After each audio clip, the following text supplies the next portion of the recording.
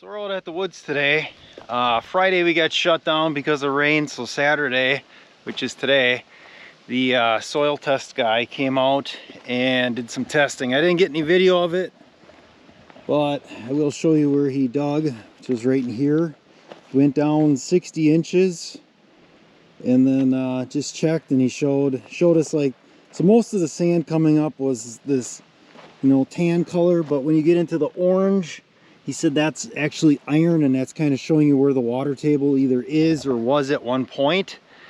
So I suppose I should back up first. So the guy gets here and I asked him some questions over the phone, and he wouldn't answer any questions about anything. He's like, I'll do it when I'm on site, I'll answer your questions. I'm not going to answer any questions beforehand.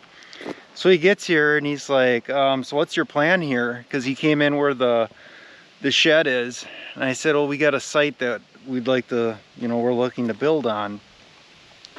He's like, okay, well, let's take a look at it. He wasn't even going to unload his tractor. So we get in the UTV and come back here. We drive all the way up and I park, and he starts looking at it and he's like, you did good here.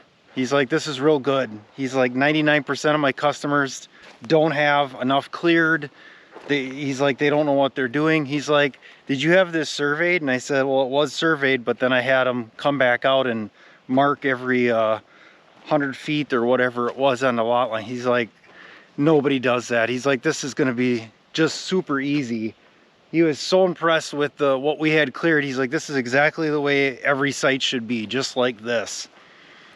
So with that being said, he's got it laid out. So the actual, if you want to call it, the seepage bed, so that's going to be this area here. So he's got a 10-foot between these two stakes, and that's just going to run off this way. So we will have to do a little bit more clearing. So from the start of that stake to this one is going to be 90 feet. So this here, this oak, some pine, and he said it's probably a good idea to clear 10 feet on either side of it. That's your best bet, just so that 10 feet beyond the 10 feet, so you don't have issues with like trees and stuff trying to grow into that. So, and then the other spot he dug was over here, which is probably the highest ground, and that he went down the whole way, and I don't even think there wasn't any orange sand. It was all tan the whole way through. This was the highest spot, and I kind of had the feeling when he came out here, he already had a different thing in mind. We showed him where the proposed building site was, and then he had a different idea. He's like, well, if we move the house back, maybe we can put it more this way. And I'm like, I knew this was gonna happen. But he came up with this. He's like, no, we can make this work. He's like, this is good. And well, then he dug back over here, and that's where the end of it is, back in here or whatever, and he pushed the small tree over or whatever. So everything's good for a conventional septic. He's like, there's no issues there. Depending on where the tank gets placed, we may need a pump in the tank to lift it up.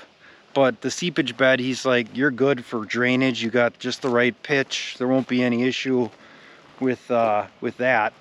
So I didn't get much more into the septic tank part, but like, I don't know if you can see that stake right there. That's the edge of the house. So he was thinking, you could probably get that septic tank over here, which would be more towards the front of the house. And depending on how this lays out with grade, you may have to pump it up to this point and then down, because you don't want your tank sitting too high, I guess. So we didn't really get much done. The guy has a lot of knowledge, so he shared a lot of stuff, and basically I was back here the whole time he was working. He said, just give me 45 minutes. Well, then I walked back because he had a question, and I just stayed back here and watched him do his thing or whatever. So, and then everything, he set up his GPS unit and checked all the like the surveying marks, and had everything plotted, because he draws up a actual design of the system.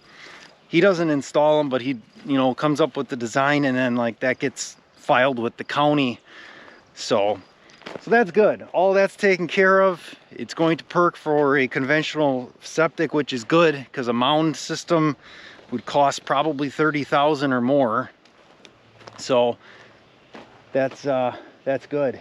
So other than that, really not too much more to share. Like I said, this was the biggest thing was this today, just getting this done. So, and I did ask him if we can have a guy come in and start removing stumps and all that, and he said you're good, whatever you need to do now. He's like, everything I got is marked, so whatever you need to do, you can go right ahead. So it's good, things are coming along. So other than that, that'll be it for now.